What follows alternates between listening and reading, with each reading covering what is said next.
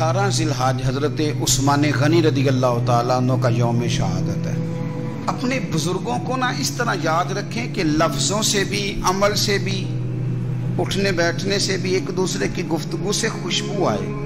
حضرت عثمان غنی وہ خوبصورت ہستی ہیں کہ جن سے مدینے والے محبوب صلی اللہ تعالیٰ علیہ وسلم نے محبت فرمائی ہے۔ جو حضور کے محبوب ہیں حضرت عثمان غنی، نبی کریم کے محبوب ہیں۔ نور کی سرکار سے پایا دوشالہ نور کا، ہو مبارک تجھ کو ذوالنورین جوڑا نور کا۔ حضرت عثمان غنی کا 18 ذی‌الحج کو دن ہے۔ ہمارے ہاں بڑے دن منائے جاتے ہیں، خبریں چلتی ہیں، آج مدر ڈے ہے، آج فادر ڈے ہے، آج مزدوروں کا ڈے۔ میری حکومت سے بھی اپیل ہے اور عوام سے بھی اپیل ہے کہ ہم بھی اب ٹرینڈ چلانے کے بڑے ماہر ہو گئے ہیں سارے۔ 18 ذی‌الحج کو نا دن منایا جائے حضرت عثمان غنی کا۔ حضرت عثمان غنی کا دن مناؤ گے تو حیا کو فروغ ملے گا، شرم کو فروغ ملے گا۔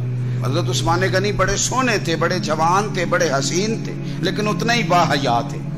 حضرت عثمان غنی کا دن منانے سے حیا کو فروغ آئے گا۔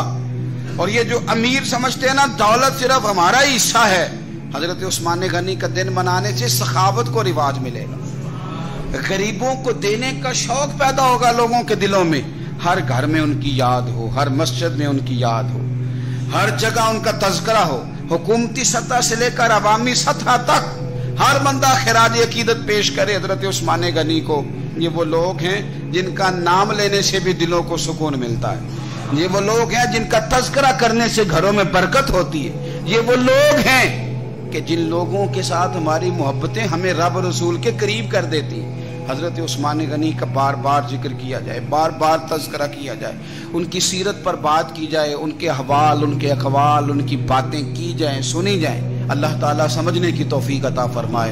عثمان غنی رضی اللہ تعالیٰ 17 ذی‌الحجہ آپ کا یوم وصال ہے۔ دیکھیں آپ قبر پہ بیٹھ کے اتنا روتے تھے کہ آپ کے آنسوؤں سے آپ کی داڑھی مبارک تر ہو جایا کرتی تھی۔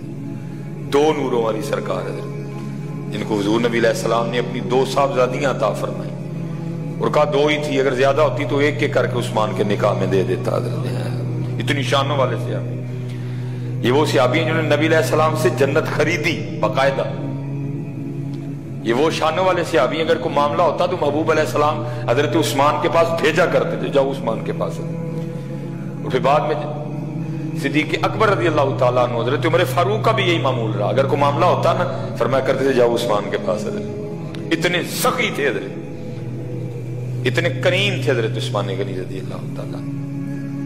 لکھا ہے کہ وہ جناب صدیق اکبر رضی اللہ تعالیٰ عنہ کے دور خلافت کی ابتدا تھی، بالکل آپ باہر بیٹھے ہوئے تھے حضرت، ایک شخص آیا اور آگے نا سلام عرض کرنے کے بعد عرض کرتا ہے حضرت آپ امیر بھی ہیں اور امیر بھی ہیں۔ پہلے امیر سے مراد کیا مسلمانوں کے امیر ہیں، اور دوسرے امیر سے مراد آپ دل کے بھی امیر ہیں۔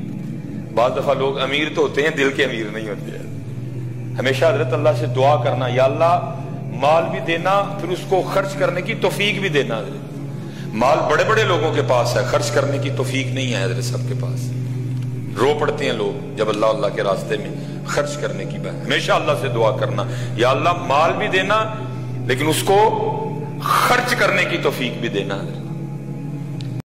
دین کی بات پھیلانا صدقہ جاریہ ہے، ثواب کی نیت سے ویڈیو کو شیئر ضرور کیجیے۔